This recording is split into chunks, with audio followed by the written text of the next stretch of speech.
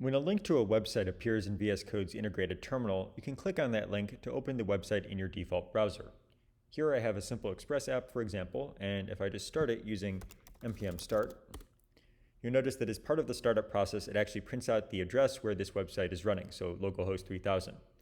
Here in the terminal, if I then put my cursor over the localhost 3000 part, you'll see that it's both underlining this link and then also displaying instructions on how you would open this.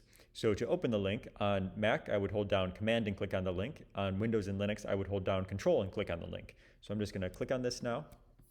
And sure enough, now VS Code has opened this link in the default browser here. So that is link detection and terminal links for HTTP and HTTPS links, but this also works for links to files or for file paths. So let's kill the server here and just demonstrate that. So I'm going to run find dot to just print out a list of all files in the workspace recursively. And you'll see here that we've got all the files printed out here.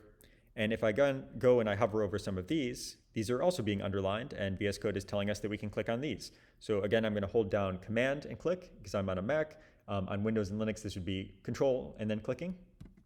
And when I click on one of these links, VS Code has gone and actually opened the file here in the editor. So here I've opened that up.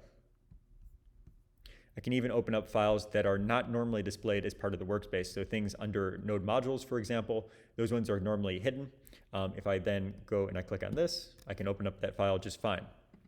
So the integrated terminal here can detect links for HTTP, HTTPS resources, as well as for relative file paths and absolute file paths. This makes it easy, for example, to open up the site where your server is running, or to open up the output file from one of your scripts.